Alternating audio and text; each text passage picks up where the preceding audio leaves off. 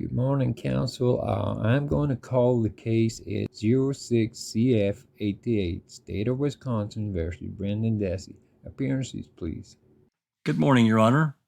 May it please the court, the state continues in its appearance by Special Prosecutors Ken Kratz, Tom Fallon, and Norm Glen. Attorney Mark Fremgen appears with Ray Edelstein. The defendant appears in person. The court is going to go on the record before the jury. Thanks. Before the jury comes in to note that prior to coming in here, counsel and I have had a discussion. I informed them that one of the jurors was having some health-related issues. After the discussion, she is going to be released. So, counsel, is that correct? Yes, Judge. That's our understanding, and we would agree with the court's assessment to have her excused. Defense. That's correct. All right, bring the jury in. Judge, are you going to read the instruction about the video as well? I am. Okay. Once we get to it. All right, be seated. Is prosecution ready to proceed? Yes, we would ask that the investigator retake the stand. Please be seated. Please state your name and spell your last name for the record. Mark WIEGERT, WIEGERT. Investigator WIEGERT, I believe we left off yesterday afternoon regarding your intended interview of the defendant on February 27th. Would you, first of all, tell us of your plans to interview the defendant on that day? Yes, myself and Agent Aspender had went to Michigan school system, and that's where we met with Mr. Dassey that day. All right. And you gestured to Mr. Dassey just officially and for the record. Is the Brendan Dassey that you interviewed on that day and subsequent days present in court today? He is. He's seated at the top left, my left, of his attorney. He's wearing a blue shirt and glasses. Very well. The record should again reflect that the witness has identified the defendant. It will so reflect. Thank you. About what time did you arrive at the Michigan High School on that day, February 27? I believe it was about 12:30 or so in the afternoon when we first got to the school. Where did you meet with Mr. Dassey, the defendant? We met with Mr. Dassey in a conference room just off where the office for I believe it's the high school, would be located. Who else was present? Myself and Mr. Aspender. Did you tell then comments of an interview of Mr. Dassey that day? We did. We did about an hour, a little over an hour, interview with Mr. Dassey at the school. All right. And at the conclusion, well, first of all, tell us, was the interview at all memorialized in any fashion?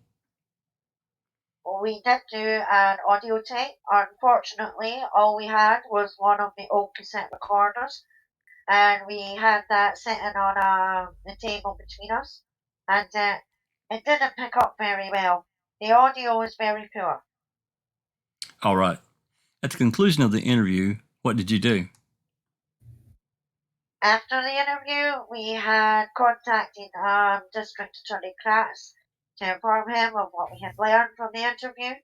Mr. Kratz requested that we memorialize this interview in a better fashion. So at that point, we decided we made arrangements to go to Rivers Police Department where there would be a videotape interview done. So that's what we did. All right. What arrangements did you make in advance to conduct a videotaped interview? We actually contacted Brendan's mom and informed her what we wanted to do. And how did she respond?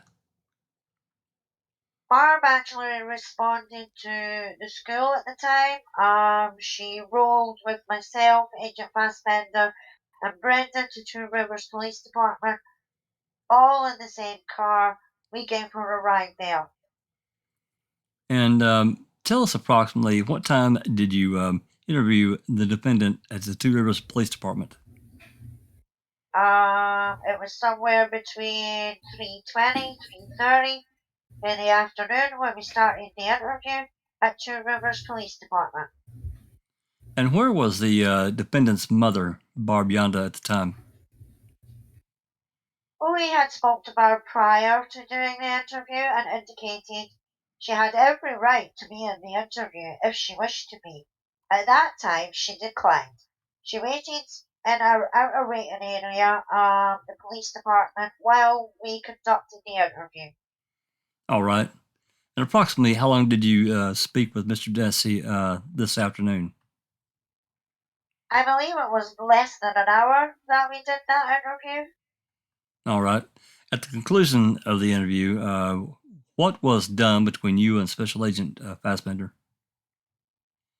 Obviously, we discussed the interview and discussed what we had learned in the interview. All right. After meeting and interviewing Mr. Dassey on this day, February 27, what was your thinking? Well, at that time, that's the first time Brendan places himself at the crime scene during that interview. Places himself at the fire, so we decided that we needed to interview everybody else that lived on that property, and we needed to do that right away to see what other people knew. We didn't know if other people knew about this at that point or not, so we decided that we needed to conduct a lot of interviews. Did you have any feeling as to whether or not the defendant had told you everything that he knew at that time? My feeling was no, he didn't. He knew more because every time we talked to him, he'd give you a little more, give you a little bit more, and then again, that's the first time he placed himself basically on that crime scene. All right. Now, at that point, after that two interviews that particular day, did you think that he was a suspect at that particular time? No, again, in my thinking at that point, he's still a witness. Was a witness to something horrific. He tells us that he sees body parts on a fire. I mean, so we're thinking he is a witness to something at that point. That All right. Now, earlier we heard from Special Agent Fassbender that the defendant and his mother were put up at the Fox Hills Hotel there in Mishcot. How did that come about to pass? well, there are two reasons that we decided to do that night. The first reason, number one, first and foremost, is any law enforcement's mind is safety. I mean, our job is to protect people. That's the bottom line. Because of that information he told us, if there was somebody else that lived out there that would have found out and may have also been involved, we were worried for his safety, that they would somehow get to him and maybe harm him. So we thought, to be on the safe side, we needed to put him somewhere off that property. Number two, as any law enforcement officer knows, integrity in an investigation is very important, and it can be tainted very easily by somebody going back and saying, this is what I told the cops, cover this up, do this, and we didn't want that to happen. We didn't want Brendan or his mother, or for that matter, going back to tell anybody else on that property what they told us for fear of tainting that investigation. So there were two reasons that we did that. All right. Now, Special Agent Fassbender told us about an interview he had with the defendant and his mother later that evening, the 27th. Did you and he discuss the results of his interview that evening? We did. Agent Aspender informed me that he had learned from another family member that Mr. Dassey might have had more information about that, and also that there were some pants that maybe had some bleach stains on it. Agent Aspender informed me that he went back to Mr. Dassey and his mother later on the 27th that evening and asked Mr. Dassey about the pants. And that's the first time Mr. Dassey, Brendan, ever told us about stains on his pants cleaning up the garage floor. So now he puts himself further into it, puts himself in the garage later on that night. All right. So you were saying that in either one of the previous interviews that day, he never mentioned anything about bleach or cleaning up in the garage or any of that. No, we never knew anything about that until Agent Aspender learned it and went back and talked to Brendan later that night on the 27th. That's when we learned that. As a result of that information, what did you decide to do?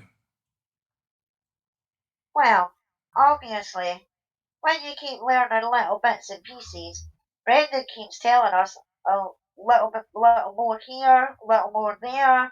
We realised it could probably be either saw more, knew more, something. We need to make arrangements to go back and talk to him again. That was obvious. Now, during these interviews on the 27th, did he admit any involvement in any part, any of this? No, basically he was telling us he was a witness. All right. So then, did you make arrangements to re-interview the defendant? We did, yes. And tell us about the participation of those plans, preparation of those plans. That would take us to March 1st. At that point, we contacted Brendan's mother again, told her that we would like to take Brendan to the Manitowoc Sheriff's Department so we could do a videotaped interview of Brendan to see what else he maybe had known, see what else maybe he saw. It's obvious that he knew more than he was telling us.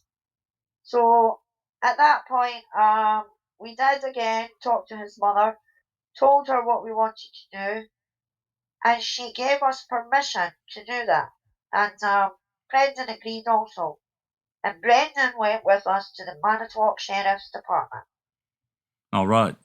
And then, did you proceed to interview Brendan Dassey on March 1? We did, yes. And was that the interview memorialized in any capacity? That interview was videotaped. All right. Now, before we present the results of that interview, I'd like to talk to you a little bit first about some of the interview techniques that you employed during the course of your investigation of the defendant. Sure.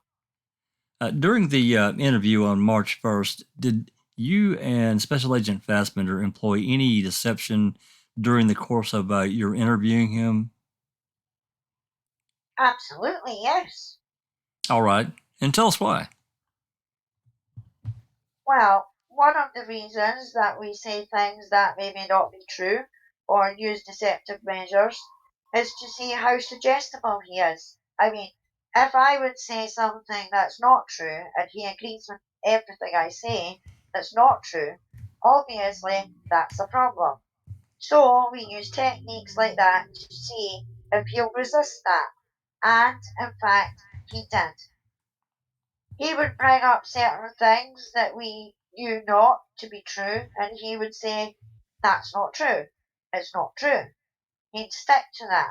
So, yeah, it's very important, in my opinion and my experience, as doing interviews, you do have to do that.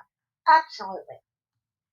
Do you also engage in a technique on information that you suspect to be true, but may not know it true, to see if the person you're interviewing will tell you anything about it? Sure. I mean, it works both ways. I mean, you may not know. You may, again, like you said, you may suspect something, and you may say that, and he may, yeah, that's true, and that again, that happens. It goes both ways. All right.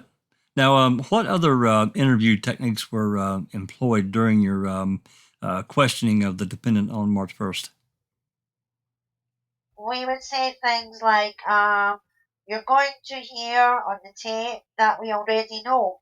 And they refer to it as having superior knowledge. And we use that technique in that interview as well. All right. And tell us a little bit about that technique. I mean, what is this superior knowledge? Anybody you interview, no matter what type of incident it is, what type of crime it is, it's against your self-preservation instincts. If you're involved in something, to come out and admit to it. Nobody likes to admit to these things. I've been doing interviews a long time, and very seldom does anybody come out on the first time you talk with them and admit things. So when you use the quote unquote superior knowledge thing, it implies to them that you know more, that you can't fool me, you know all about it. You might as well just tell us. And that's the reason you use those types of things. In your experience as an investigator, how often has someone immediately acknowledged their involvement in an offense when you sit down and begin to question them? Almost never. Is it unusual at all for people to minimize their involvement in offenses in the initial interview? No. And if you look at interviews, and again, you take almost any crime from a burglary, sexual assault to homicide, it's normal that people will minimize. Try to, yeah, I did a little bit, but I really didn't do it at all. Things like that. And it's it equates to peeling an onion back. You take those layers off, those defensive layers of people, and that's what you do in interviews. That's what we do. And were there any other interview techniques employed during the questioning of the defendant that day? Yeah, we would get friendly with them.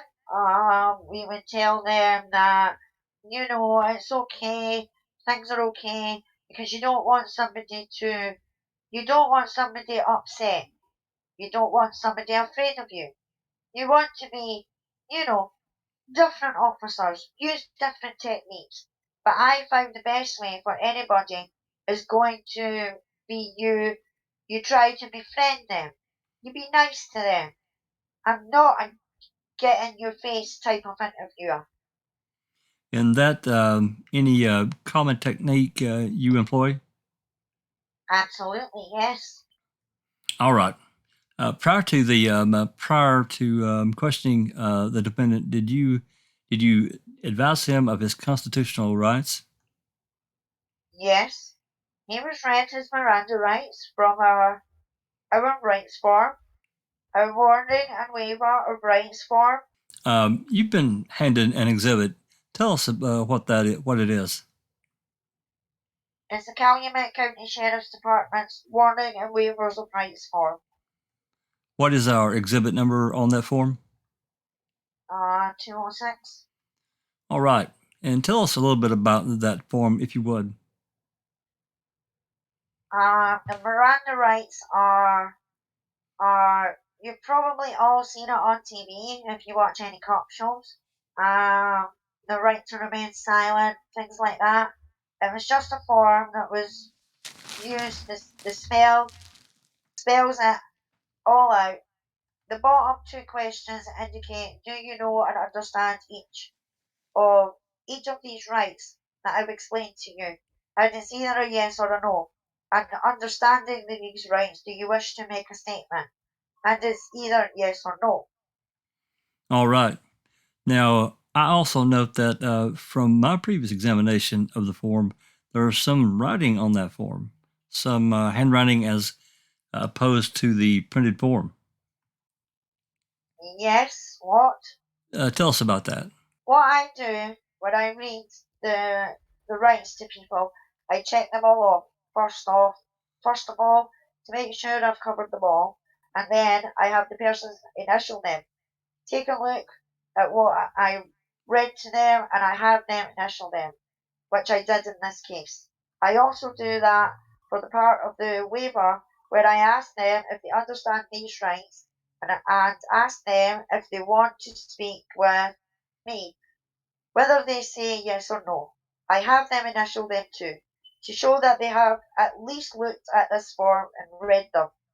And then there's a place for the person I'm interviewing to sign. And there's a place where I sign as a witness on the bottom. All right. Now, in terms of presenting that information to the defendant, did you read the form to him or did he read it himself? I read the form to him, and again, I showed him the form, and I have him initial what I read. All right. At any point, did he show any confusion or misunderstanding of the information on the form? No, not at all. Did he show any hesitancy about his willingness to speak with you and Agent Fassbender on March 1st? No. All right. At any point, did you promise him any inducements to in order to get him to speak with you that day? No. All right. And on March 1st, who else was present or around for this interview? Again, myself and Agent Fassbender conducted the interview. Brenda's mother had presented herself at the sheriff's department sometime later during the interview. All right. I believe we're ready to. That's probably a good idea. Tell us about the specific location where the interview took place. Sure. The interview that we conducted on March 1st was done again at the Manitowoc County Sheriff's Department, which I don't know if you guys had a chance to be outside, but right outside the next building over. That interview was conducted in the detectives portion of the Sheriff's Department, which is, I believe, second floor of the Sheriff's Department there. It's conducted in what we call a soft room. It's like a small living room, if you will. It's got a small couch, two small soft chairs. It's got lamps for lighting. It's not like you see on TV. Again, you know, CSI stuff like that, where it's the brick wall room, this hard table, and you got that lighting shining on them and things like that. It's a very comfortable room, and that's where he was interviewed. All right. I believe we're ready. Is this going to be closed caption video? Yes. I'm going to read the instruction then.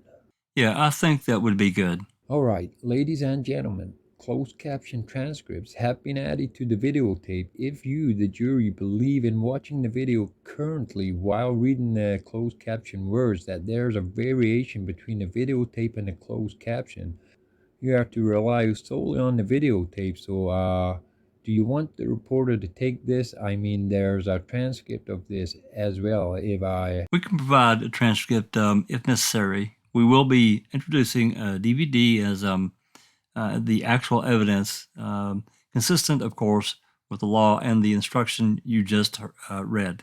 All right, I'll ask the defense, do you have any objection if the reporter does not take this? Understanding the trustworthiness of it is secured by a number of different things, a transcript, a CD. Certainly, as to the CD. All right. No, there's no objection if the reporter doesn't take it. Okay, all right. If there's no objection, could Investigator WIEGERT resume a seat back here during the playback? Do you have any objection? We will stop the tape at one point and recall him to explain the few things that are occurring. But other than that, it will be about 2 hours and 20 minutes or so. I guess we'll have investigator maintain his current position just for facilitating the case, talking about a few of the points that we will stop the tape at. All right. Your Honor, I think we'll take our morning break at this time. The closed caption did not pan out for us this time around, and secondly, we stopped the tape at approximately 12:08. All right, the record will reflect that we'll recess until 10:35. Mr. Fallon, you may proceed. Thank you, Judge. I believe we have queued it up to the appropriate spot and will continue at this point. Apparently, the problem does not have a particular pause button, so it does have to be repeated. Okay. Your Honor, we've spoken with counsel and we're going to speed up through this break. All right. I think this would be a good time to take a break. I think you were right. We will recess for the lunch hour. We'll be back here at 1:05. I will remind the jury, no talking about this or anything related to this case. Mr. Fallon, are you set to proceed? We are. You may do so. Your Honor, I believe we've agreed that the remainder of the discussion does not contain pertinent questioning of the defendant. And I think we agreed to stop the tape at this particular point. And to the defense, is that true? It is, Your Honor. All right. Investigator WIEGERT, I have questions for you. I think I'll take these more or less in reverse order from what we've just seen. If you would, please tell us first of all, from your investigative efforts, did Teresa Halbach have a tattoo on her stomach? No, we knew she didn't have a tattoo. And why was that question put to the defendant? It's one of those things I kind of explained to you guys before we started the interview. We do say things that are intentionally false. As you noticed, Brendan said no, he didn't see a tattoo, so he answered that appropriately. So we gave him false things to see if he'll just go along with it, and clearly he doesn't. Your colleague, Investigator Fassbender, also asked certain anatomical questions related to Teresa Halbach's physical appearance and physical attributes. What is the purpose of those questions? When Brendan told us that he sexually assaulted her, that's the first time we knew that happened. Okay? And when you do interviews in reference to sexual assaults, one of the things that you ask the suspect is certain questions about the body. Is to see if they can recollect what they've seen, to see if, again, to see if they can just go along with it, see if they make things up. And again, in that case, I believe he answered those questions appropriately. The colour of the hair, everything. All right. Are those questions also asked to test whether or not he actually saw what he said he saw? Yes. All right. Again, there was a lengthy break that we sped through. My estimate was that there was a break of almost about 28, 29 minutes from 12:29 to 12:57. Could you tell us what was going on at that time? Yes, actually, we had made a phone call to the prosecutor, Mr. Kratz. Mr. Kratz, and there were some other investigators who were starting to prepare a search warrant. We based on some new information. If you heard me pick up the phone during that interview and I said, do not sign, do not serve. I don't remember if you remember hearing that. I was stopping them from the process of doing that search warrant because we had learned new information by that time and we wanted to include that information in the search warrant. So during the break, we were talking, to the district attorney about getting the proper information in that search warrant. All right. And is this the interview that contributed information leading to the search warrant, which was executed at the Stephen Avery's trailer and garage on March 1st and 2nd that we've heard earlier about in this trial? It is. This is after this information was provided to us when we gained that search warrant and signed by a judge. We went back and executed that search warrant on the 1st of March after this and continued that into the 2nd of March.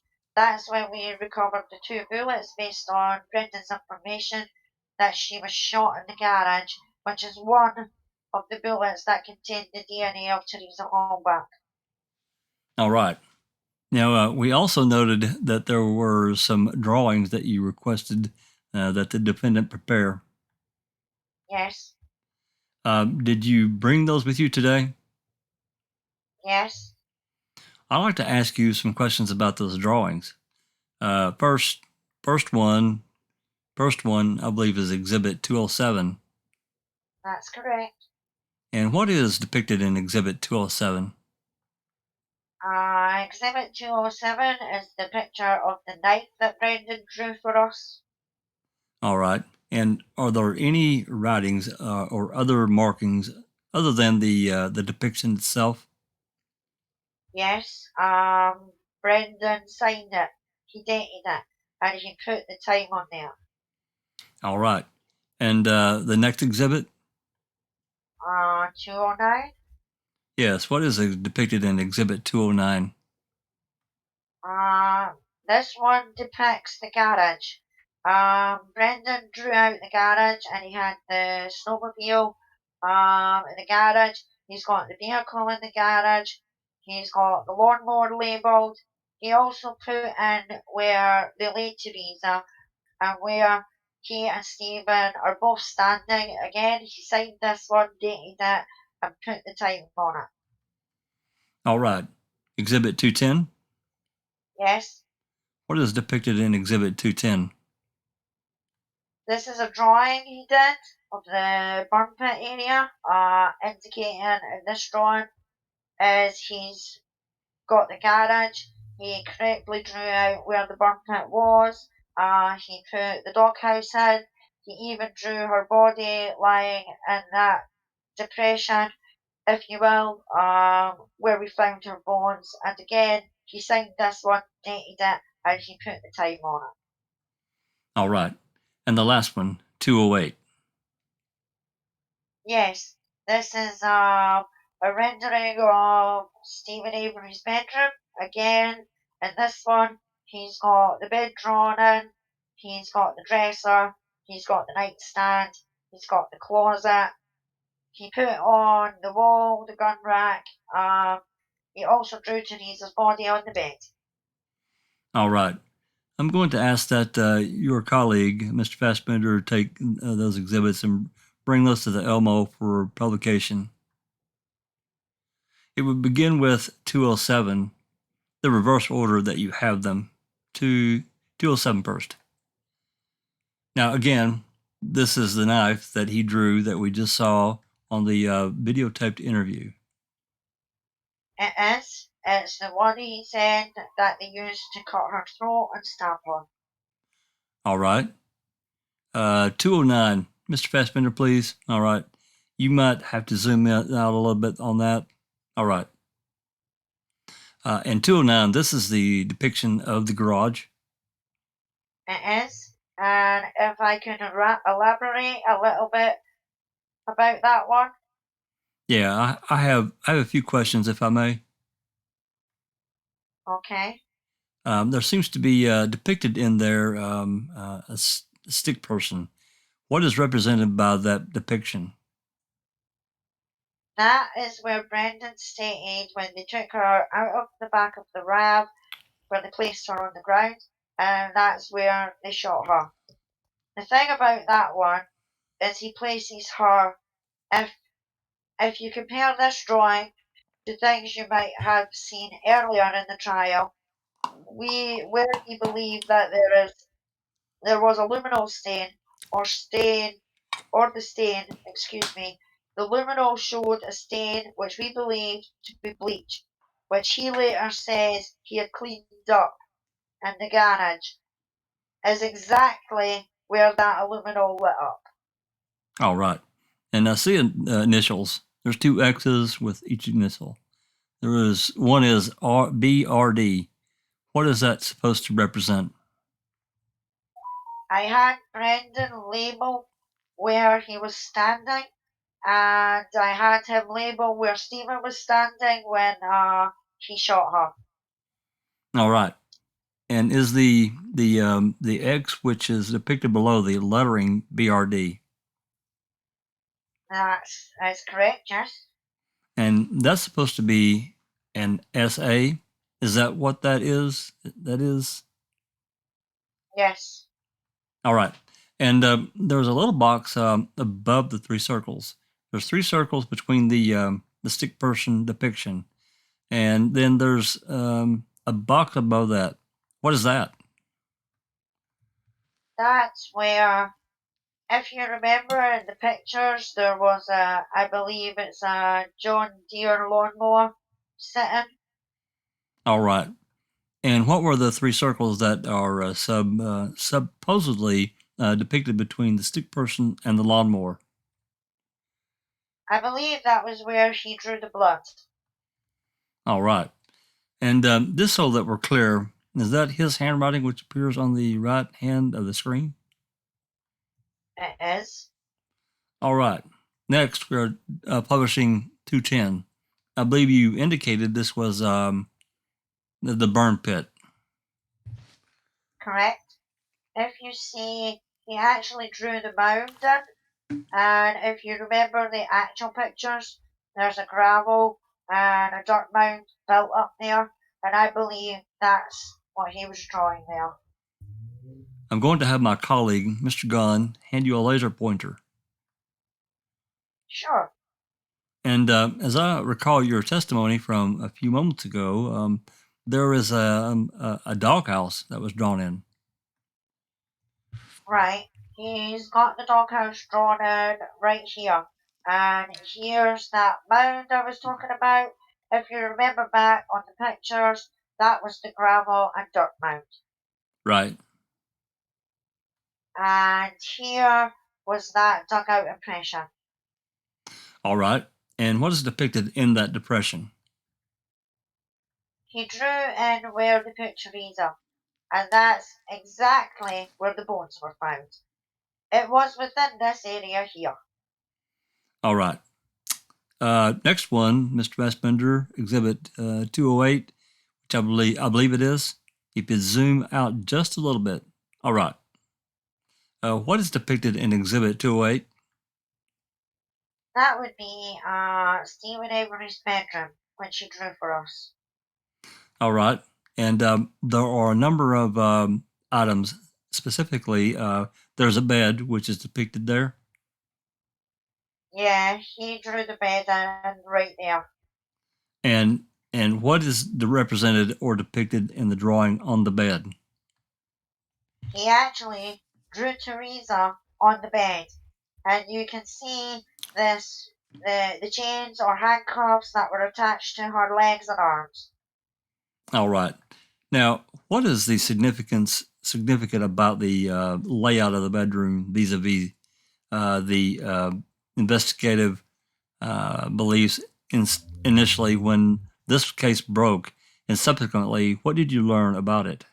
Well, when we served the search warrants on the trailer, we found the bed right here.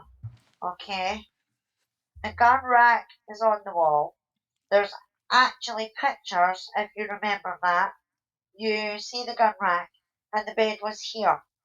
The door is actually here to the bedroom. When we interviewed Brendan, he had stated that you could see now you can see Teresa from looking down that hallway. And we initially thought, well, how can that be? Because if the bed is here, there's no way you can see Teresa on that bed from looking down the hallway. When he says he just walks in the house and he looks down there. Let me stop you right there. When you executed the search warrant on November 5, are you telling us the bed was under the gun rack? Yes. All right, continue. The bed was under this gun rack when we executed the search warrant. So when Brendan tells us that the bed is over here, or actually Brendan told us he could see her, so we ask him, well, draw in the bed. So he draws it in here without any prompting or telling him where anything was in that room. When we eventually talked to Stephen Avery's girlfriend's fiance, as she put it yesterday, she also puts the bed here. So now, well, obviously, when you walk in that door to that trailer and you look down that hallway, in this doorway, he's right. You could see it. All right. Now, there's been some testimony of assistance rendered to the investigation by a state trooper by the name of Timothy Edelstein. I think there was a stipulation regarding some of his animation, and I believe Dr. Eisenberg testified that he assisted her. As a result of the information provided by Jody Stokowski and the defendant Brenda Dassey, did you ask him to do anything? Yes, we asked Trooper Austin to see if that was feasibly possible, if that bed would fit in that area, so he did that. All right. I'm going to show you a photograph. I'm having my colleague show you what has been marked for identification as Exhibit 211. Yes, Do you recognize that? I do. What is Exhibit 211? 211 is a rendering based off of information that we learned in this case of how a bedroom was the day that that we believe that Teresa was in there. All right. Yes. I'm going to have a colleague hand that for publication. All right. Exhibit 211 is depicted, and tell us about that. Illustrate, first of all, where the doorway to the room is. Sure. The door is right here. And here's that exit door to go outside. The one that Brendan talked about. And the cement steps was right there by the bedroom. The garage would be basically right over here. And this is the bed drawn in here. The little desk. I think it's like a two drawer file cabinet there that he had in the room. The bookcase, and you see on the wall here is the gun rack. All right. And did you commission Trooper Austin to do other animated still for your investigation? Yes, we did. All right. I'm showing you now what has been marked for identification as Exhibit 212. What is depicted in Exhibit 212? Again, this is Stephen's garage. As you can see, the big garage door here, the small entry door of the garage. Some of the important things in this rendering would be that the John Deere lawnmower that we talked about that he had drawn in, which is right there. And if you remember, he got actually the RAV in here too, backed in, which fits very well. All right.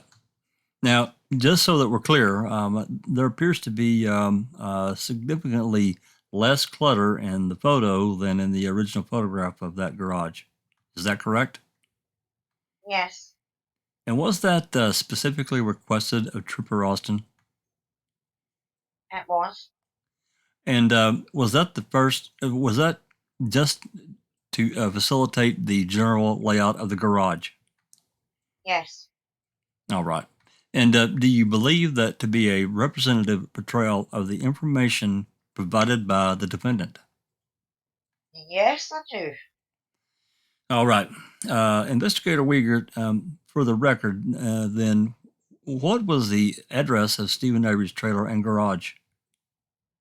12932 Avery Road, town of Gibson, Manitowoc County, Wisconsin.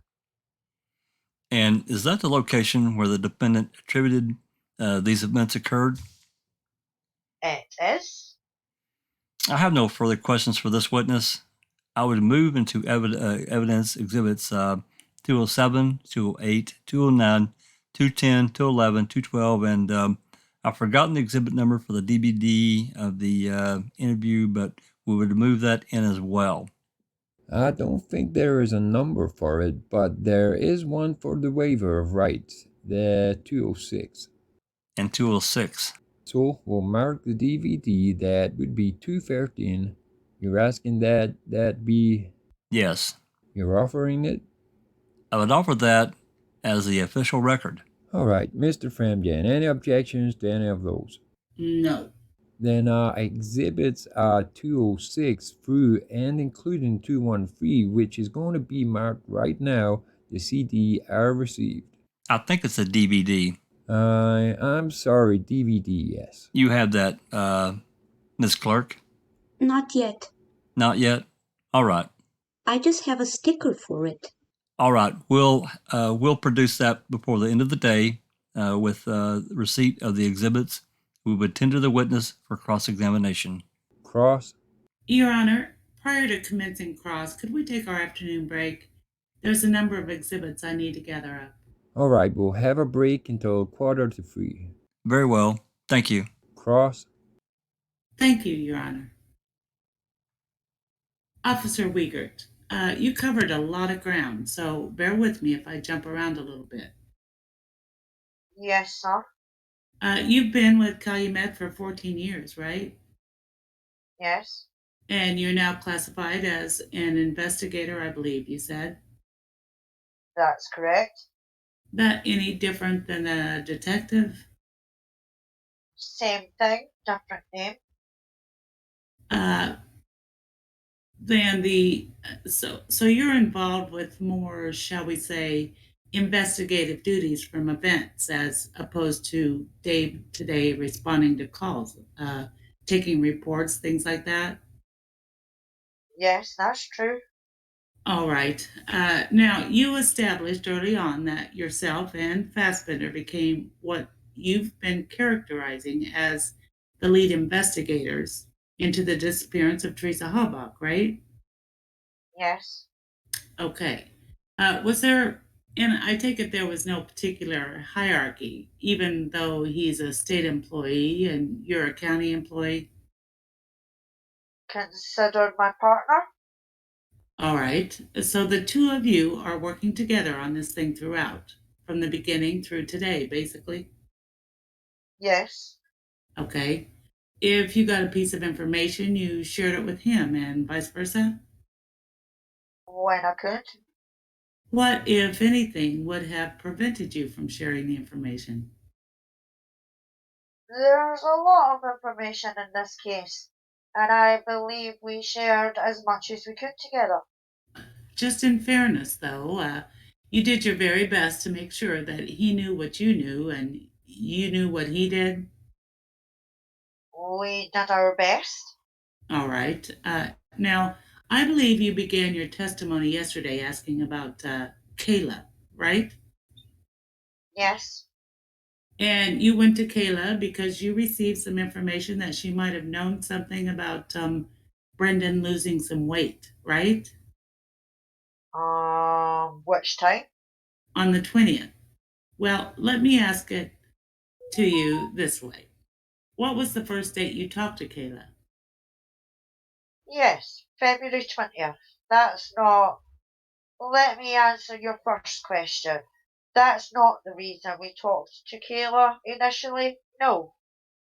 When you talked to Kayla on the 20th, I understood your testimony to be based upon the fact that you'd received some information from someone, and you didn't say who, that you needed to talk to Kayla, that she had some information. We talked to Kayla. She had information about Stephen Avery, not about Brendan losing weight. as you said. But in any event, when you were there, you had spoke to her, and you testified she told you that he lost about 40 pounds, right? Yes. Okay. You had never met Brendan Dassey as of the 20th of February, had you? No, I had not. You didn't know how old he was? As of the 20th, I knew he was a teenager. I, as to his exact age, no, I don't think I knew his exact age. You really didn't know. Did you know where he went to school? Well, I assumed where he went to school in Mishicot from where he lived Okay, but you hadn't checked with the school to verify he was a student there? on the 20th. I don't recall if I would have been by then or not. I don't think so, Okay. but I'm sure I'm not. I'm not sure. I'm going to hand you, for the record, what's been admitted as 163. Yes, And you're familiar with that, right? I am. Yes. And for the record and the benefit of the jury, what is it? Um, it's the statement in which we talked about, I believe, yesterday that Kayla Avery had wrote on the 7th of March. Okay. And that was after you had gone back to talk with her, right? That was after the school had contacted us. Right. Okay. Now, the 7th of March, in relation to the lengthy interview that everybody just saw between you and Fassbender and Brendan, was 6 days later, right? Yes. Okay. And isn't it a fact that on the first day of March, you, Fassbender, members of the prosecution team, held a widely publicized press conference? There was a press conference, yes. And is it fair to characterize that as a press conference stating that Brendan Dassey has confessed to his involvement in the disappearance of Teresa Halbach? I believe that would be accurate. I believe you testified on direct with respect to the interview of March 7. And correct me if this is not what you said, that after he saw Teresa Halbach pinned up in the bedroom, he heard screaming in the bedroom. Do you remember that testimony? After he, after, this is after Brendan, are you talking about? I'm sorry. Right. As related to you by Kayla. I believe that's correct. You do not? No, I believe that's correct. Okay. When you talked with Kayla, she led you to believe that there was a chair involved in some sort of restraint with Teresa, right? According to Kayla, that Brendan had told Kayla that Teresa was pinned up in a chair. And when does she claim that Brendan told her that? According to my recollection, she claims it was in December of '05 because she remembers it because there was a birthday party at her house. Right. And you got that information from her when? We got that information in March. Well, and that would be related in 163? Yes, that's correct. Okay. So in March, about 6 days after this press conference, she's telling you that the defendant said Teresa was pinned up in a chair? After the school calls us and tells us that they had learned about information about this homicide. Officer, with the court permission, I don't mean to quibble. I didn't ask about the school. My question was 6 days after the interview, 6 days after the press conference, that's when Kayla tells you that the defendant claimed that Teresa had been pinned up in a chair. Correct or not? Yes, that's correct. All right. And it is true, is it not, that even though this lengthy video At no time did Brendan ever claim that Teresa was pinned up in a chair. Yes or no? No. He did not? In a chair? No. So that would be an inconsistency in his statements, correct? Objection. To foundation, the objection is sustained. Why don't you make that clearer, please? The statement you got from Kayla reporting what Brendan told you, you got it from her. You didn't take that as a statement, so to speak, of Brendan. I took it as what Brendan told Kayla. Exactly. His statement. All right. But then, based upon what he told you, as far as this pinning up business, that would not match, correct? No, I wouldn't agree with that. Does it match to the extent that he described it, pinning up in a chair? The chair is different. But she was pinned up. Now, when you talk about the pinning up, I assume you're saying there's some consistency because of his statement to you in his March 1st statement that he saw Teresa tied up or restrained on the bed, right? Yes. Okay, let's talk about the bed real quick. For the record, I'm going to hand you what's been marked as 211, which is the Austin photograph computer generated depiction of the bedroom of Stephen Avery, right? Yes.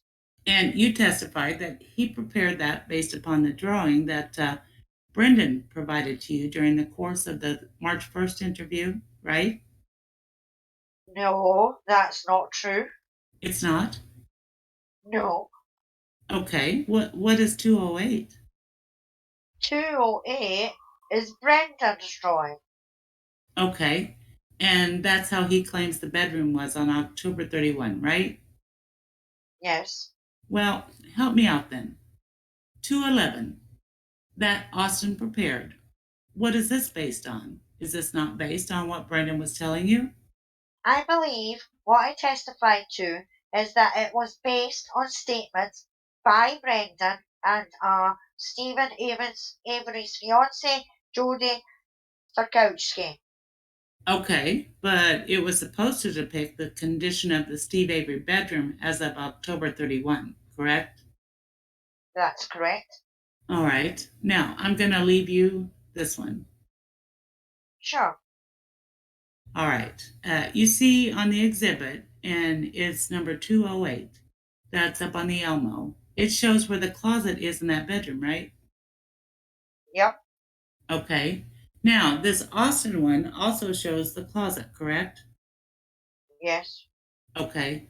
As I'm holding it, oriented up, so to speak, for the benefit of the record, just like in this one with the closet or in the up portion, correct?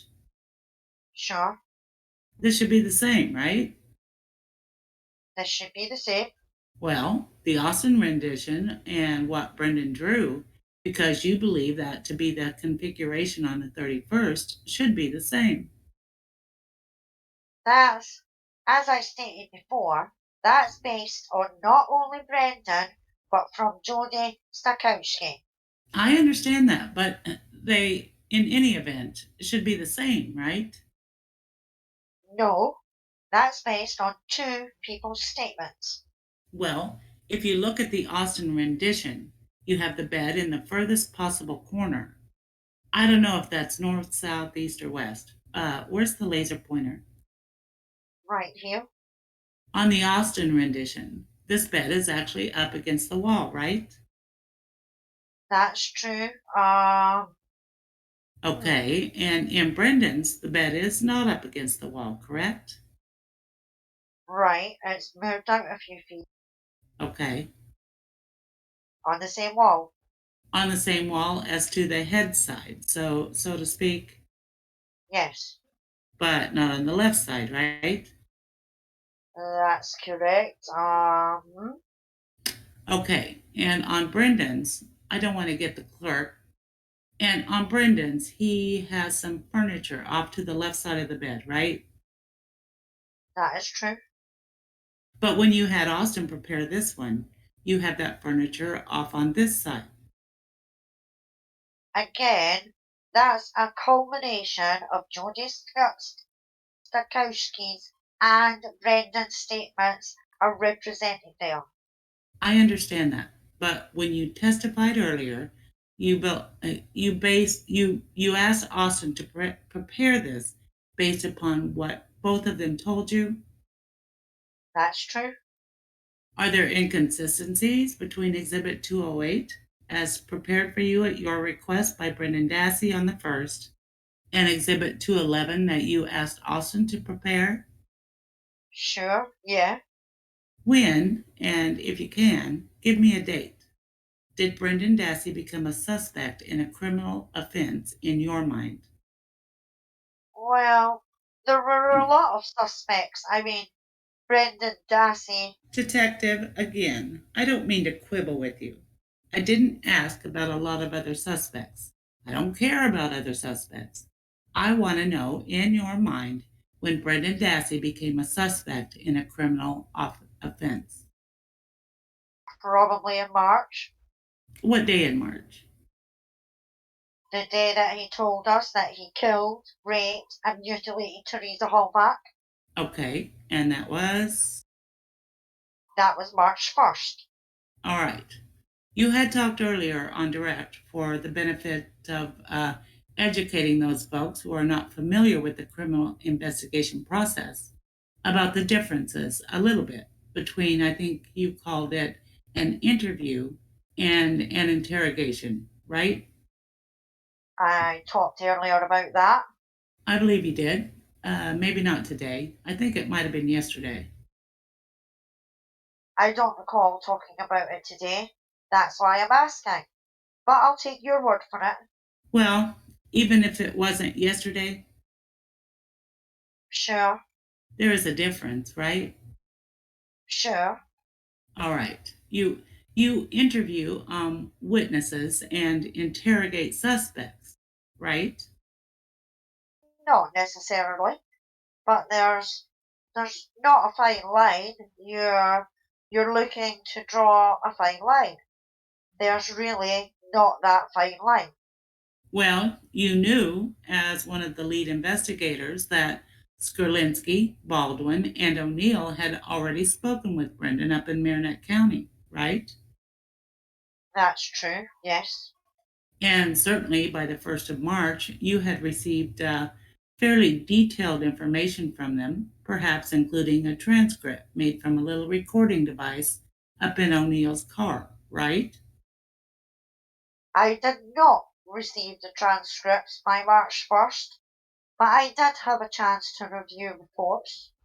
Okay, so you had basically a summary of what it was about. Sure. And if I'm guessing correctly, you talked with Skurlinski, or maybe Fassbender did, and you got the same information.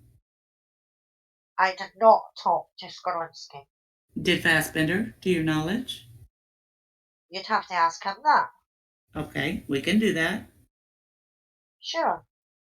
You also testified about that you and Agent Fassbender had spoken with Brendan on the 27th of March. I'm sorry, February. Yes. And that occurred on actually 3 different locations on the 27th. Am I correct? Yes. Excuse me, Your Honor. May counsel and I approach? You may. We'll excuse the jury at this point for a few minutes. All right, be seated, Mr. Fallon. You're anticipating apparently some questions that you may or may not find objectionable. Can we ask you what is it that you perhaps will find objectionable, and see indeed if those are going to be asked? Yes, thank you, Judge, for this consideration. Our concern is simply this.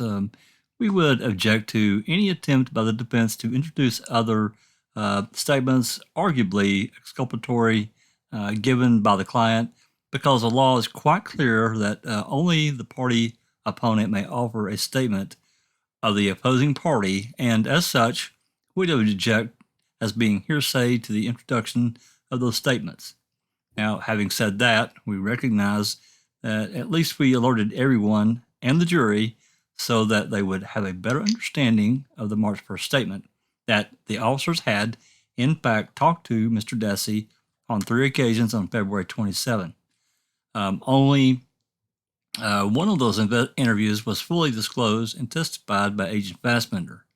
So we don't have any objection to the defense asking general questions about, you talked to him on this day and things of that matter. That's certainly fair game. But any attempts to actually introduce statements or the responses is hearsay because it's not offered by a party opponent. Mr. Fremjan or Mr. Edelstein, your response? Judge, essentially what we're attempting to do is respond to what's already been somewhat opened by the state in their direct. The state referenced speaking, or the witness referenced speaking with the defendant at Mishicot High School on the 27th of February. I believe he actually testified that he took an audio tape and statement, not unlike the November 5 interview in Marinette, and that he even referenced the videotape statement at Two Rivers Police Station. The witness was asked if he felt that Mr. Dassey had said everything he knew, and the witness said no. And let me, I don't know, give a couple more examples and I'll essentially wrap it up. As the inference by the testimony to the officer is that Mr. Dassey was not truthful to them on the previous attempts to interview him or left things out. For instance, the officer specifically testified that the defendant denied being involved in the offense on February 27. The officer indicated that he was well, I don't know if he said he was confident, but I think his testimony was essentially, I didn't believe him. I think he was more involved than he was leading on. In the May or the March 1 statement or the video statement, there's references to specific questions or specific answers from the previous interviewers. For instance, I believe the 2 pages I wrote down were page 556 of the transcript and page 604. One dealing with the clothing, the color of the clothing, and the other for, I believe the officer said, well, on Monday you didn't say anything about threats from Stephen. So essentially what on direct and through the March 1 video, the state has offered the fact that there had been 2 prior, more formalized statements, other than the one that Agent Fassbender testified about at the Fox Rivers Resort later in the evening. And there's been reference that these statements were not entirely accurate, raising the question of whether or not Mr. Dassey was truthful with them. And I think what it does is essentially leave the jury with questions about the February 27 statements. I believe that we should be entitled to explore this avenue since the state has opened the door to offer a full explanation about the February 27 statement and why there were further discussions with the March 1st. Otherwise, essentially what's left is the state's been allowed to let the officer explain his role, the prior taped statements or questioning, and offer his opinion about the prior tape statements, even though the best evidence is the actual statements themselves. So I think we should be allowed to explore that for lack of a better argument or lack of a better term, that the states opened that avenue or opened the door to those questions. Well, other than the remarks that you cite on page 556 and 604, are you suggesting that there are other statements that you wish to discuss? Well, the general tone of the March 1 is that you weren't telling us the truth before. That was the testimony of the officer on direct. We weren't getting the truth from Mr. Dassey. He wasn't telling us everything. He was leaving things out. But in essence, he's saying now March 1 is the truth. Well, I think we should be allowed to explore those prior statements. What was left out? Why do we have the impression that something was missing? And I think part of that's going to be there were different stories or different answers to the same types of questions on March 1. Mr. Fallon. Your Honor, if I might add, just for the record, additionally, there was testimony. This jury was led to believe by the testimony that there were no promises made to Brendan. Now, I believe we're entitled to question whether or not there were promises made to him at any other interviews, including the 27th of March, February. Oh, I'm sorry, February. All right. I have now I have even more responses to make, both legally and practically. Let's start with the trees. Then we'll move on to the forest. First, as a March 1 first interview revealed, the actual questions were previously referred to and identified and discussed in the interview, and this officer can be questioned about those specific responses on March 1st. So that's one. All right. Number two, when it comes to admissibility of statements, whether they're are custodial or otherwise, the statements are taken at face value at the time and place in which they are given. I'll give you an example. There's a case out in Racine called State v. Pischke, Pischke, that deals with the reinterrogation of a custodial suspect. I cite that case just for one distinct proposition, because if the proposition holds that in that circumstance, it clearly applies to this circumstance. And in Pischke, there was a series of custodial interrogations. The defense objected because of the last interrogation of the defendant confessed. The defendants floated the idea that the state was the grand initiator of all those previous discussions the 2 days beforehand. And the court said, that's a great theory, but it doesn't hold water because it's just about the statement which resulted in the inculpatory events or rendition. I bring that up because that was a gentleman who was in custody, and it was a series of discussions over a 2 or 3 day period. There were several, and the court said that it was only who initiated the discussion at the time that led to the inculpatory statement in making the determination as to whether this was a proper reinterrogation. And since the defendant in that case had initiated it, it was proper. I bring that up by analogy here because we have a 2 day time lapse. The March 1st statement must be and should be analyzed individually as to the events of that day and the circumstances surrounding the giving of that statement. So in that regard, I don't accept as a proposition offered by the defense that what occurred on February 27th has much, if anything, to do with the inducements or promises with respect to what occurred on March 1st. Now, for the big picture, the forest.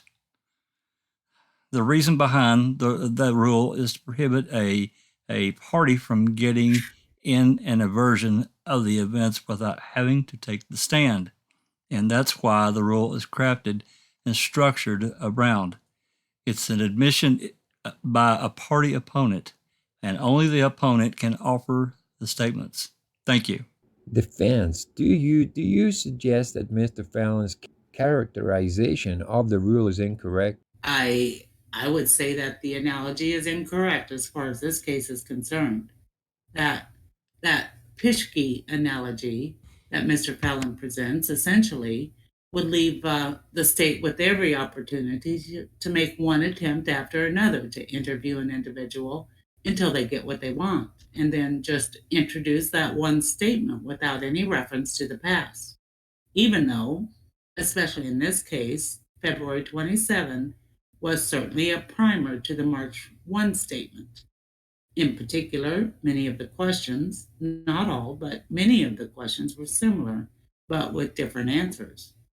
Well, we could probably discuss this well into the night. My understanding of a rule, and if one of you cited a case a couple of days ago called the State versus Pepin at 110 Wisconsin 2D431, and here in this case, let's be clear, we're not talking about a custodial interrogation on February 27th.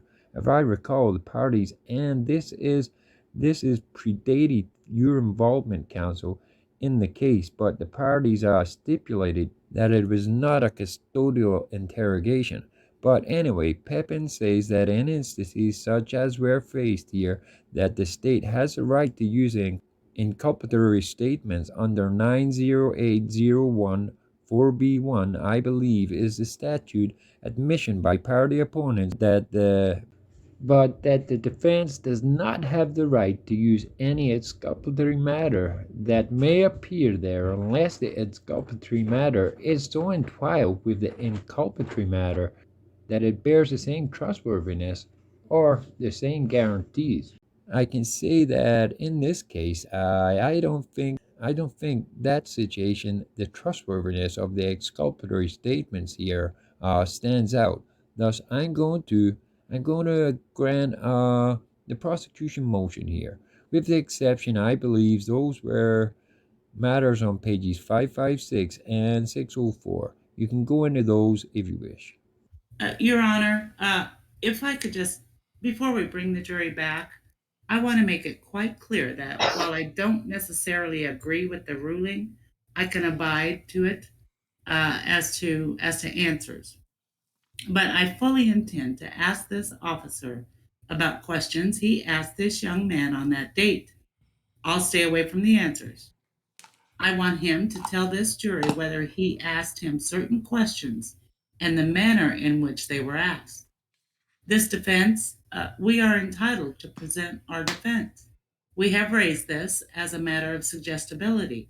This interview of the 27th is replete with conscious efforts, I believe, and it's ultimately up to the jury to decide whether or not these officers manipulated and suggested answers to the defendant. Now, maybe they didn't get them on the 27th. Maybe they got them later on, but they have to decide that. And I can cite and they weren't just generally speaking, they were very specific. Do you have anything to do with Teresa Halbach's death? Some of the other statements they made, the promises. They've led this jury to believe there's no promises. Well, here I get it, and we'll cross that bridge when we come to it. I've made a ruling.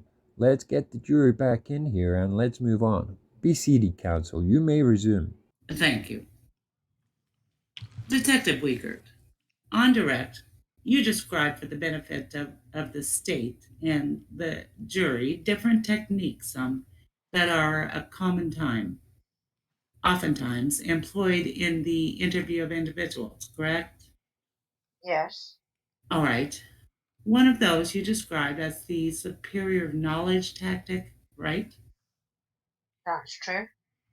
And one you described in an effort to the goal being to, quote, take defensive layers off, right? That's true. And I believe you used the phrase to befriend the interviewee. Yes, All right. So, in connection with that, it wouldn't be unusual for you to say things intended to have this individual like you, yeah, that's the goal. and it wouldn't be unusual to say things to have the individual believe you, right? That's not true. Okay. Now, again, going back to the 27th. Well, before we get to the exhibit, is it fair to say that as part of this process, and I'm speaking of the 27th, that you and your partner utilized a technique by directly appealing to the emotions of Brendan Dassey? I think that would be fair. And you did that how many times, if you know, on the 27th? I have no idea. On the 27th, there were very distinct lies told to the defendant, were there not? We'd have to. We'd have told the defendant many untruths, yes. Any idea how many? No. Now, as of November 15, 2005, you knew from Eisenberg, the forensic pathologist, that there were gunshot wounds to the head of Teresa Halbach, correct? I can't comment on the date without seeing a report with the date on it. It was in that time frame. I know that. The exact date, I don't know. Excuse me, did you say 2000, November 15, 2005 or 2006? I believe 5. Well, that would be incorrect then. Prior to speaking with Brendan on the 27th. Well, let me ask you this. Were you present when this statement was made to Brendan? And it might help you. I haven't marked this quite yet, but could you take a look at this? And if you can, tell me if you know what it is and mark it with whatever the next number is. Sure. It's a report of the interview from February 27th, 06 of Brendan Dassey. Okay. Does it also contain a transcript of the reported conversation between yourself, Fassbender, and Brendan? It does. Okay. And for the record, we'll mark that as 215. Sure. And that's something I take it you've had an opportunity to review before. Yes. Directing your attention almost to the bottom of the middle paragraph, if you will. You were, first of all, you were present throughout this entire conversation, we'll call it. Yes. Okay. Does it not reflect the statement made in your presence by Agent Fassbender directed toward Brendan Dassey, quote, truthfully, I don't believe Stephen intended to kill her. Do you see that? About 3 lines up from the large middle paragraph. Sure. Yes. Okay. And that was said to him, wasn't it? Yes, it was. Is it fair to say that that was said in connection with an attempt to persuade him that it was important for him to give you information and that you and Agent Fassbender didn't really think he did anything wrong, but that some other people might have believed that he did? I don't really follow your question. If you looked up a little bit further up there, Okay. do you think you just take a little bit here and read that one paragraph so I can ask you my next question? I understand you've had a lot of interviews. It's hard to remember everything. Did you get a chance to look that over? Sure. Yep. Good. Would it be a fair characterization then, in the early portion of the contact with Brendan that day, that there was an effort on the part of yourself and your partner to convey to him that the two of you didn't necessarily think he had done anything wrong, but there were some other people talking like he was, and you didn't necessarily agree with that? Is that what we're trying to convey? Yes. Yes. All right. In this paragraph? Sure. Yes. In an attempt to gain his trust. That's what we do at interviews. Yes. And confidence. That's what we do as interviewers. Yes. He was told, and I'm on page 443, about halfway down. You were present when he was told, quote, you have to tell the truth. You have no choice in that. Correct? That's what it says. Yes. All right. In fact, as part of that particular discourse, Agent Fassbender went so far as to say, quote, there's nothing more I'd like to come over and give you a hug because I know you're hurting. Remember that? Yes. And I think he meant that. The very last line in that exchange, it contains a promise, doesn't it? There's many promises made. Yes.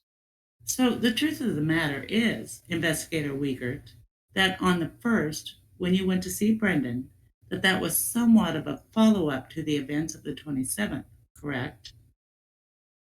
Every successive interview that you do, you build off of previous ones. Information that you've learned on that one. When you get more information, you build on it. All right. And it's not just information, but it's techniques. The techniques vary from interview to interview, correct? I don't think the techniques varied at all in this interview, no. Well, let me ask you this. Do you watched this video with us today, right? Yes, sir. At different times, the placement of yourself in Fassbender changes, doesn't it? No, that's not true. I move over to the couch by Brendan to have some pictures drawn. That's the only time any placement is moved. Okay. That's the only reason you went over there by the couch by him? Yeah, so he can draw pictures. Didn't you go over there so you could kind of cozy up to him and give him this a pat on the back like we saw in the video? I don't know how I'd have him draw pictures from across the room. I had to go over there and hand him the things. Okay.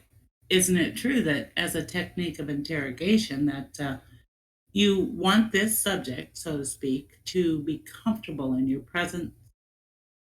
Certainly is, yes. And that's somewhat of a test when you move in a little bit closer to somebody, isn't it? Uh, it's not a test. It's a technique that we use, and when we move in on somebody, what that does, it takes them out of their comfort zone. If you saw me in that interview, I got a little closer to him. I put my knee on, or excuse me, hand on his knee. What that does is breaks down barriers because he's got a barrier up against us. Okay. And when you walk over and you get close to them, that's what you're doing. That's what you're attempting to do. But that was not, pardon me, that was not my attempt when I sat on the couch. Earlier it was. When you saw me go over and put my hand on his knee, absolutely. Well, in addition to his knee, you acknowledge that you patted him on the back, right? Sure. Okay. Before you talked with him on the 27th, did you know anything about his IQ? What I knew about Brendan Dassey was that he was in Did you know anything about his IQ? Here, one at a uh time, re-ask the question, please. Did you know anything about his IQ as of February 27th when you first spoke with him? Yes or no? about his IQ? No, Did you know anything about his memory? Whether it was good, bad, poor? You didn't, did you? no. Would you agree with me that throughout the course of the contacts you've had with Brendan, that oftentimes he would be asked more than one question at a single time before he was allowed to answer? In the March interview, are you referring to? Generally, as to March and February. I can't give you any specifics. I mean, everybody saw the interview. I'm sure there were those occasions, sure. Directing your attention on page 446, during the course of the contact on the 27th, and I'm looking at the very bottom paragraph, Uh-huh. you told him, in part, this will bug you till the day you die unless you're honest about it, right? Yes, and I still believe that. Now, if you would, take a look at from the beginning of where you begin to speak at the bottom of 446 over to page 447, about halfway down, where you see the first entry where it says Brendan. Yes, All right. Immediately above the reference where it says Brendan, about halfway down on 447, it is stated to him, I think you're being starting to be honest with us about some things right now. Correct? yes, Okay. Okay. From the bottom of 446, where you begin to speak, all the way through the middle of 447, when that statement is made, he hasn't said a single word to you, has he? I think you're taking it a bit out of context, but 146 can't question. No, he hasn't. But before that, yeah, he has. Well, it's fair to say that you and Fassbender are doing a lot of talking. He's not saying much, right? I'd have to review the stuff prior to this. I can't say that right now without reading this over. If you'd like me to, I would. No, you don't need to. Okay. Page 448. Do you think it's a promise on the first entry by your name, detective? Do you think it's a promise to him when you say, we'll go to bat for you, but you have to be honest with us? That's absolutely a promise, and I absolutely meant it. Meant that at that time. And you, additionally, I take it your answer would be the same about halfway down on that page when it is stated to him in your presence by Agent Fassbender, I promise you, I'll not let you hang out there alone, but we got to have the truth, right? My same answer? You bet. Okay, on page 451, please.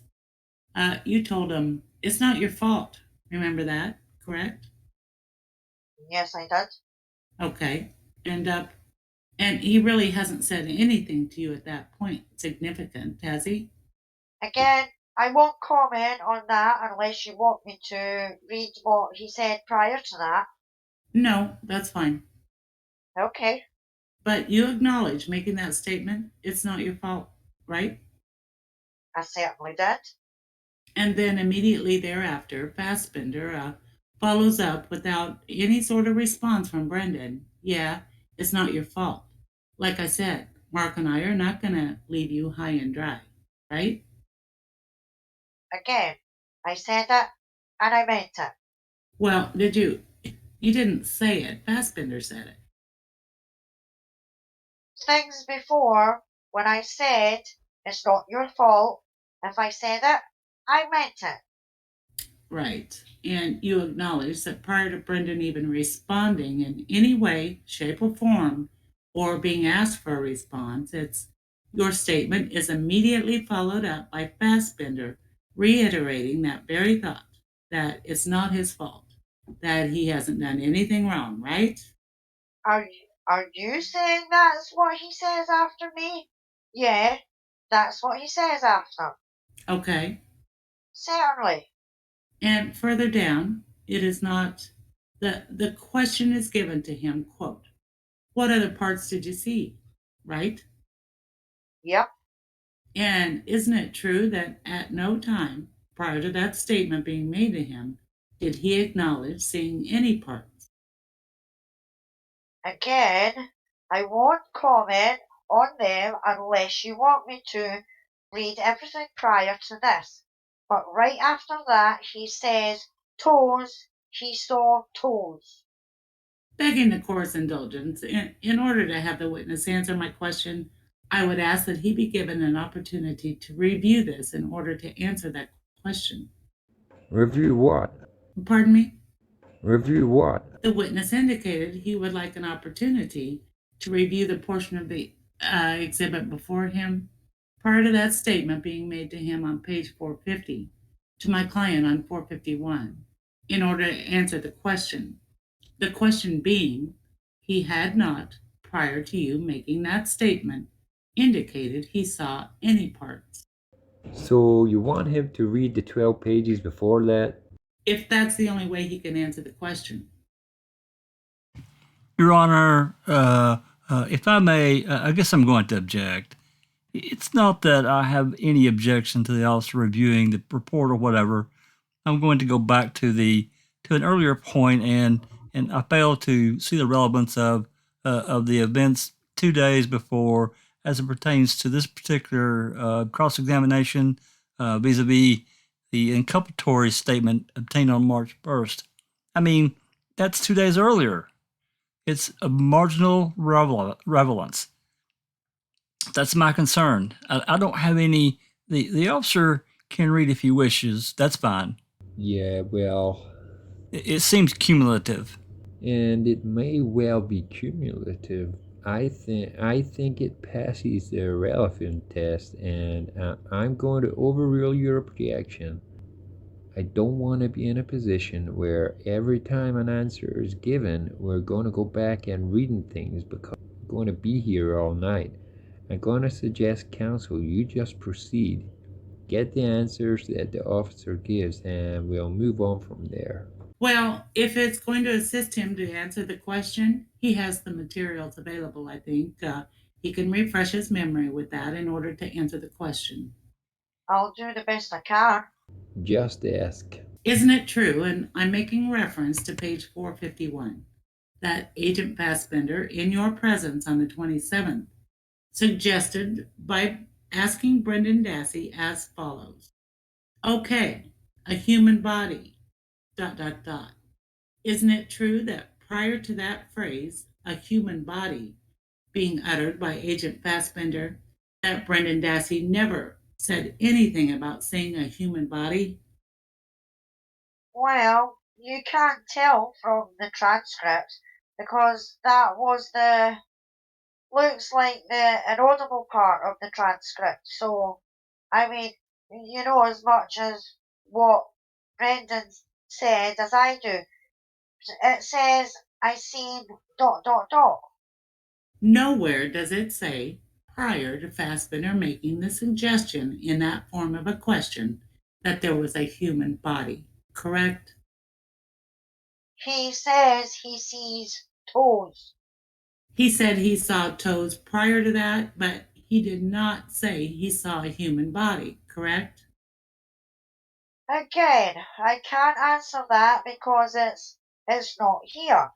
It's on the inaudible and on the inaudible part, I believe. I'm assuming it is. Do you believe it's on the inaudible part? Do you have a distinct recollection of that, or is that just a Well, convenience of testimony today?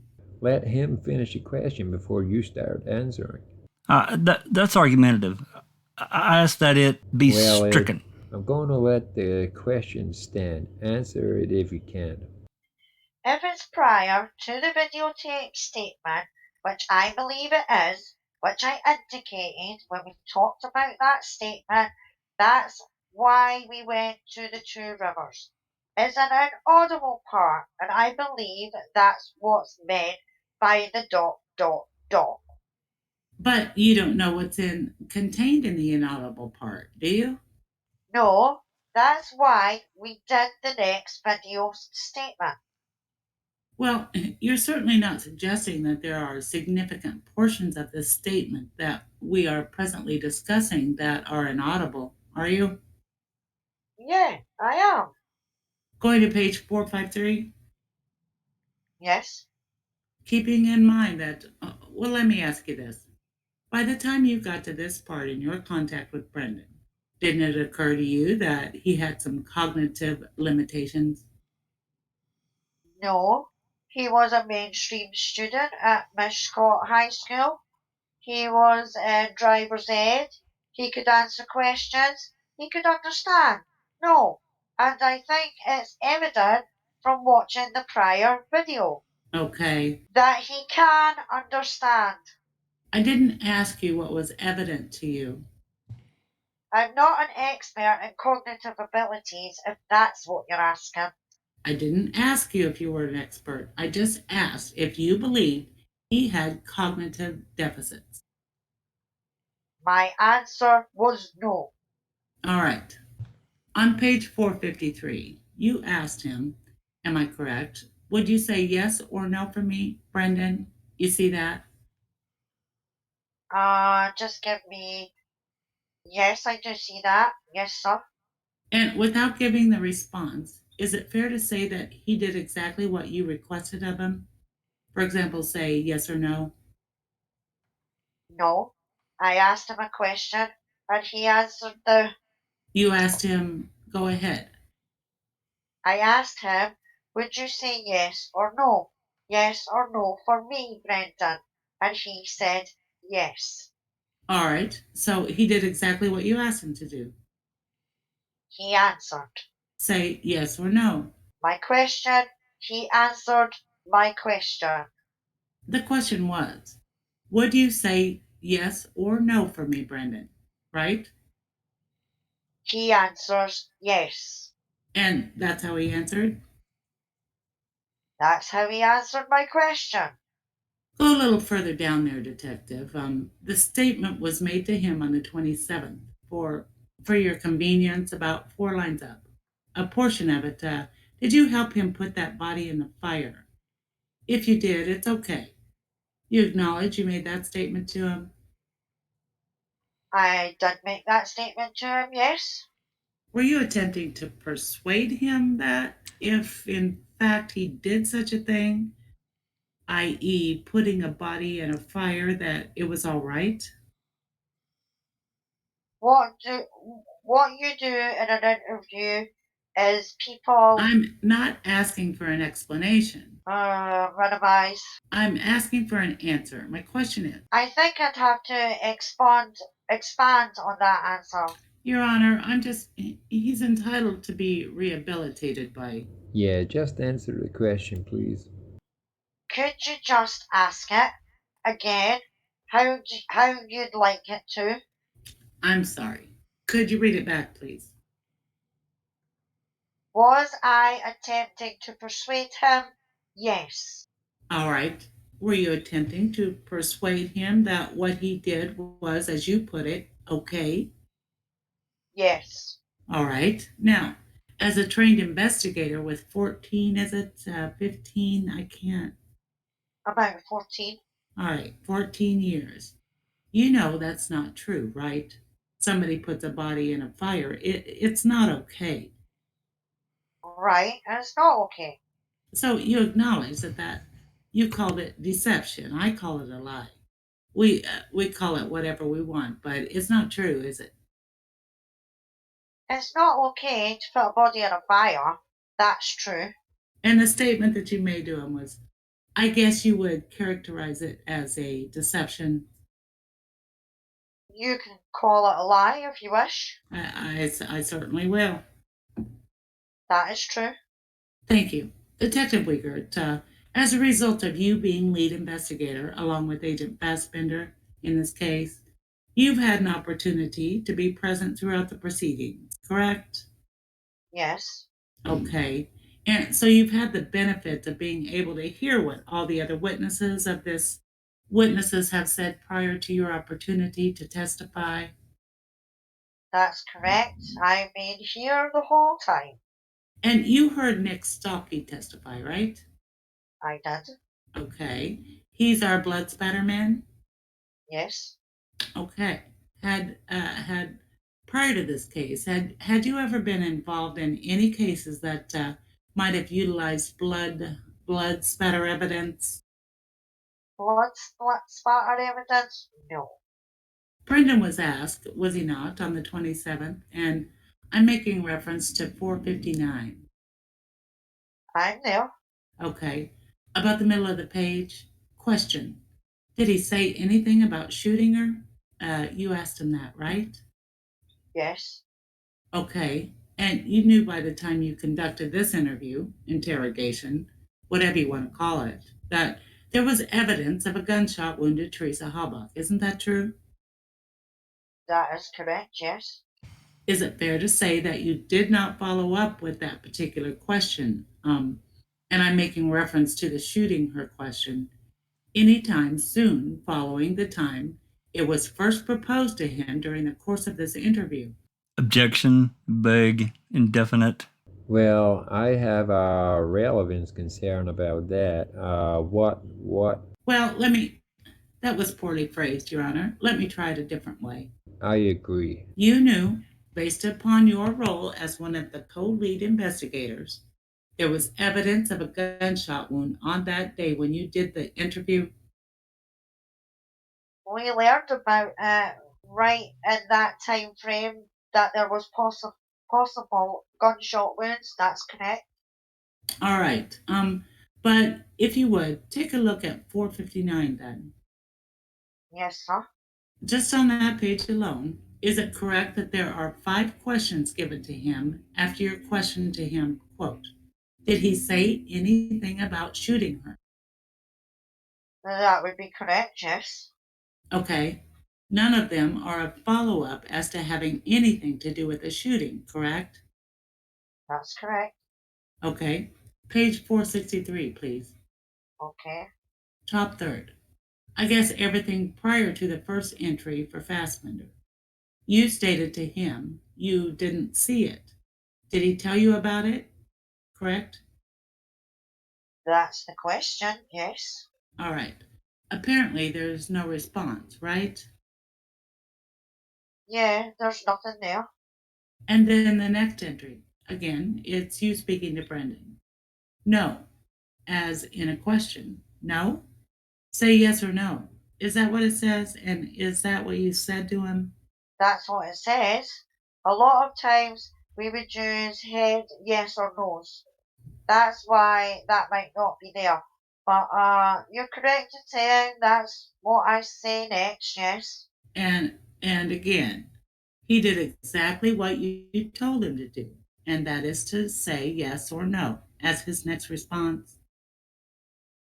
He answered the question I asked, yes. Well, it really wasn't a question. It was a command, wasn't it? Say yes or no. That's not a question, is it? Call a statement, sure. Pardon me? It's a statement, Well, you're telling him to do something, are you not? yes. And he does he not? He does. Okay. On page 463, can you drop down a little bit? The question was put to him, did he say where he cut himself? And Agent Fassbender's making reference to Stephen Avery, right? Yes, Okay. And then there's no response, right? that's true. Fassbender then suggests, I need to just back up a little bit. I can't say there's no response. There may be inaudibles. There may have been a response, but there's nothing in the text. You're all right. correct on that. Okay. And then Fassbender follows up immediately with, on the knife that he used to kill her. Yes or no, correct? Yeah, that's what he says. Okay. The next entry being, yeah. That's correct. Do you know whether or not, and can you tell this jury whether or not the response, yeah, from Brendan was an answer to the Fassbender inquiry? Did he say he cut himself? Or whether it was a response to the statement Fassbender makes on the knife that he used to kill her? Yes or no? I think by reading the transcripts you would take away that. The second question on the knife that he used to kill her, yes or no, because directly after that he says yeah. But that's your interpretation of the transcript when there was no answer by Brendan, right? I would disagree. I think that's the way the transcript reads. Okay. Directing your attention to page 464, please. Sure, About three quarters of the way down. yes. Do you see where the question is asked of him?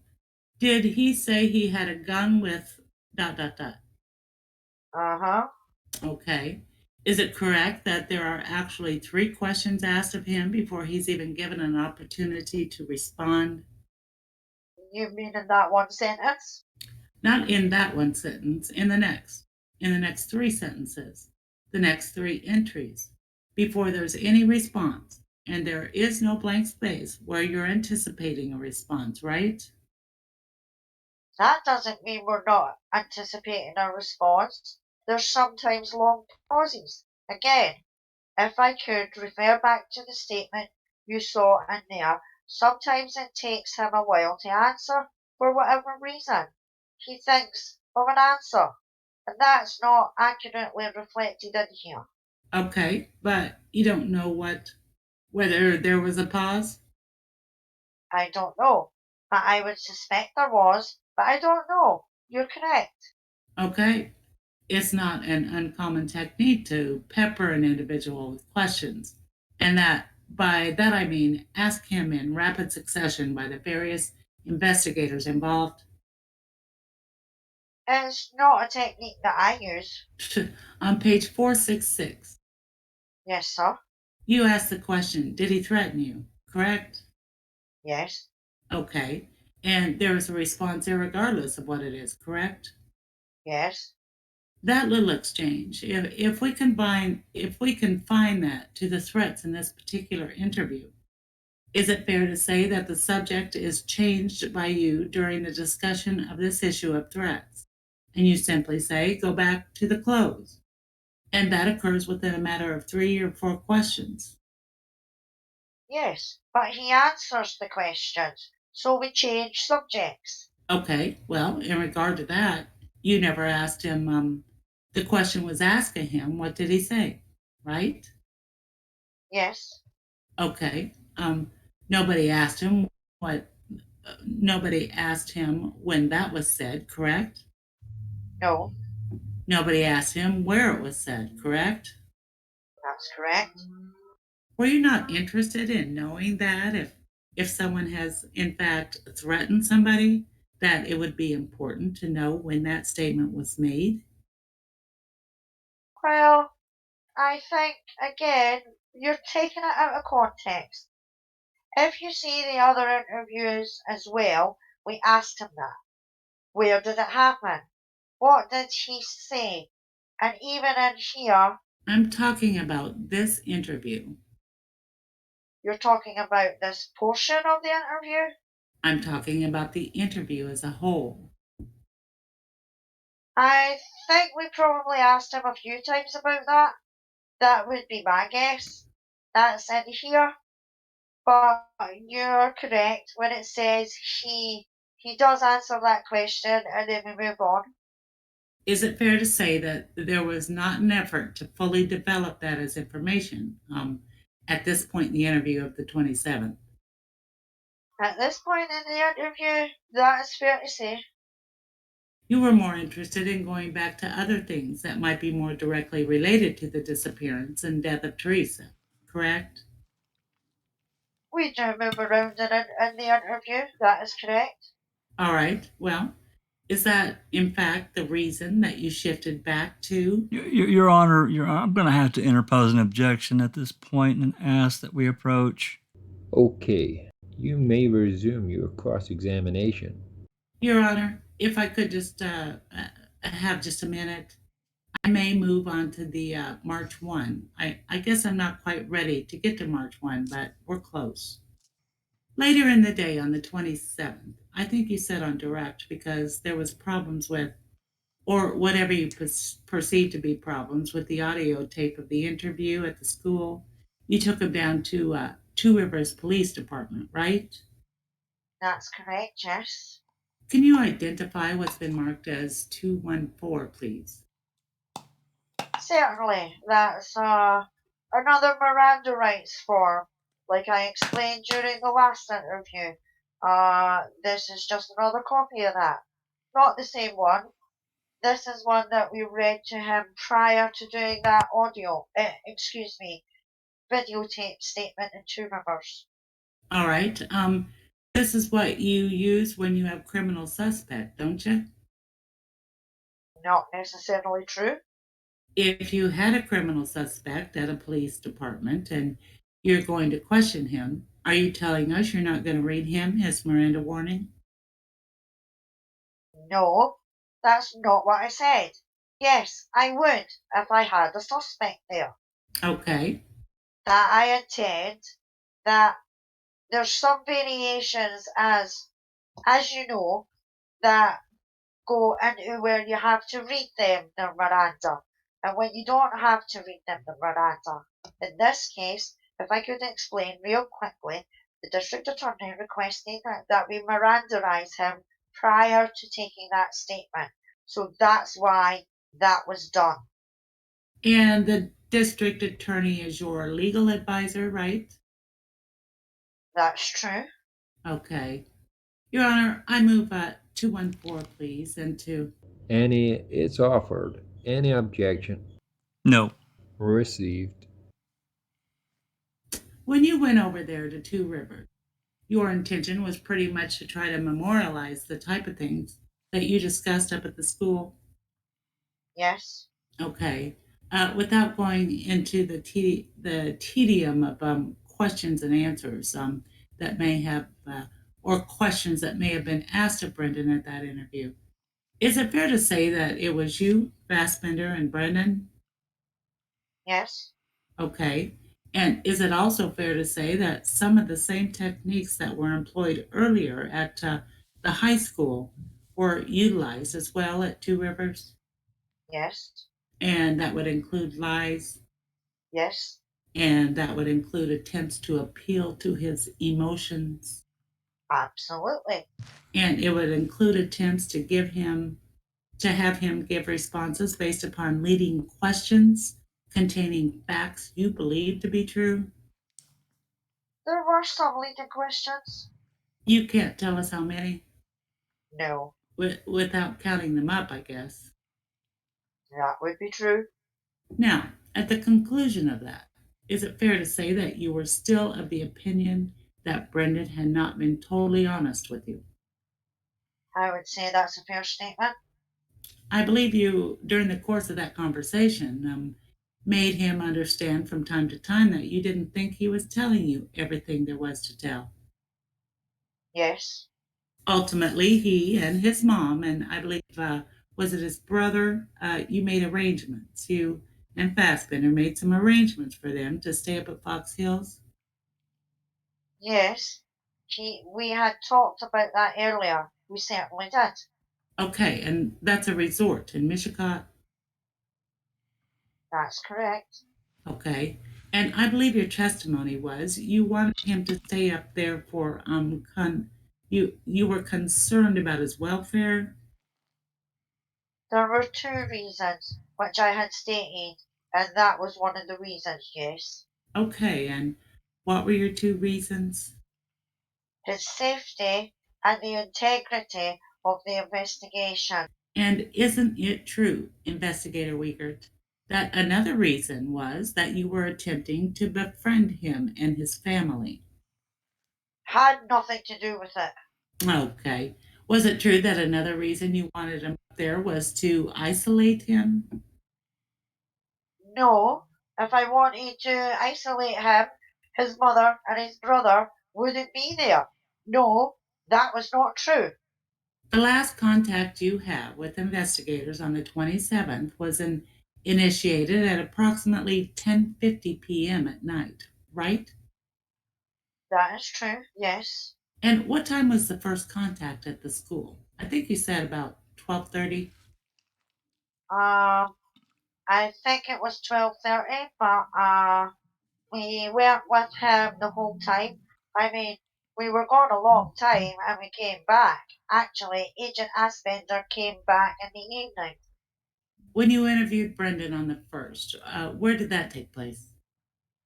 Um, as I indicated before, that took place across the courtyard here at Manitowoc County Sheriff's Department.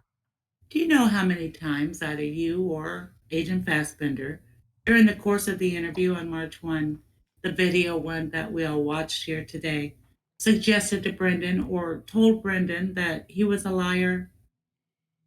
No, I don't know how many times. Do you know how many times after he was told that he was a liar that he changed his answer in response to that sort of accusation? No, I don't know how many times. But you acknowledge he did. I would acknowledge that we said that we didn't believe he was telling the truth at certain times. Yeah, I would acknowledge that, absolutely. Well, was he not told? Detective, let me hand you what's been marked for identification as 216. Do you recognize that as a transcript of the video interview that you and Agent Fassbender had with Brendan on the first? Yes. The same one that we saw earlier, right? With a little bit of a tascherel on the front here. Yes. Same one. Well, if you would, directing your attention to page 540. Yes.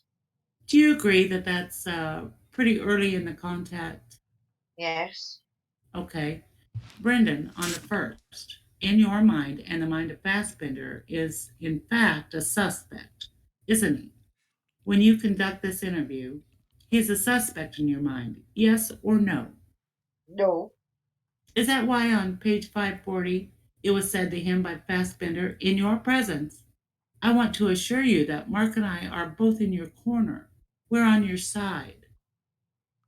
I'm not sure of the question, but we did say that, yes. Okay, take a look at that middle paragraph. Is it a fair characterization and interpretation of what Fassbender says? That he is encouraging Brendan to say things that might make Brendan look a little bad in order for him to be believed. He tells him to tell the whole truth. Don't leave anything out. Don't make anything up. We've already had an opportunity to see it. What I'm asking you, is it a fair characterization that the intent of that is to have him say things which implicate himself, and only by doing so would then you and Fassbender believe him? The intent of an interview, as in this interview, is to get him to tell the truth. That's the intent. But it was a trick. It was, in fact, said to him that, and I'm about halfway in the middle of that particular statement to him, even if those statements are against your own interest. You know what I mean? That makes it might make you look a little bad, or make you look like you were more involved than you want to be. Uh, it's hard to do, but it's good from the vantage point to say, hey, there's no doubt you're telling the truth. Yes, that's what was said. Part of breaking down those barriers. And isn't the purpose of, but doesn't that encourage him to say something irregardless of whether it's true or not? No, Because someone in a position of authority is telling him that. If you say something that doesn't help you, then we might believe you. no, I wouldn't characterize it that way. On that same page, he was encouraged once again, quote, okay, you don't have to worry about things. Any idea how many times he was told that during the course of that interview? No idea. Would it surprise you if I were to suggest that it was in excess of 75 times during the course of the interview, on the first, that either you or Fassbender, in one form or another, said something to him suggesting or directly stating to him that he was a liar? I have no idea how many times, and several times we told him we did not believe him, what he was telling us. Yes. Well, directing your attention to page 587. 587? 587. Yes, sir. I'm there. Okay, about middle way down. Okay. Fassbender. It's extremely, extremely important you tell us this for us to believe you. That statement was made to Brendan, right? Yes. He didn't respond. And you immediately said, come on, Brandon, what else? Right? Yes. Okay. Immediately before Fassbender makes the statement, how extremely important it is, you're questioning him about her head, correct? Yes. All right. You accused him during the course of this interview of shooting Teresa, correct? Yep. And which he was able to resist every time we accused him. Well, the truth of the matter is, you don't know if it's wrong, do you? Whether or not he shot Teresa? Correct. I know he was there when she was shot. Whether he, I don't know. Let me stop you there. You know he was there because he told you that, right? And because of the evidence. Well, these are the bleached jeans, Exhibit 58, right? That's true, yes. Okay. You got them out of his house. That's true, yes. He told you that they were there. He did. He willingly gave them to you. Absolutely. And he told you that he got bleach on there because he cleaned up some stuff at Steve's request in the garage. That's true.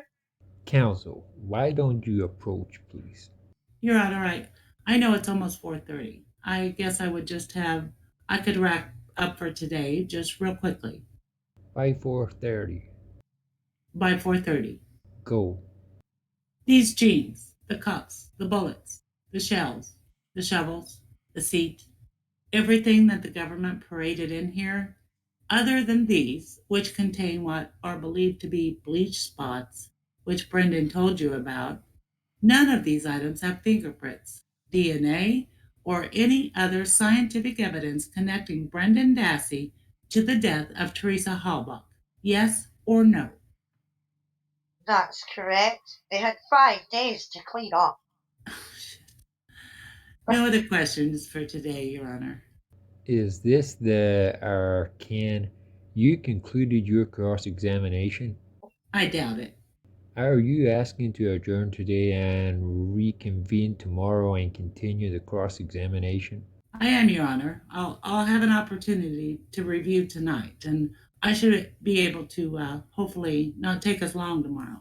All right. We will then adjourn for today. Ladies and gentlemen, we're going to reconvene tomorrow at 8:30. Run until noon. I'll give you the same admission I did before. Please don't speak about this case amongst yourselves or to anyone else or anything connected with it. Thank you.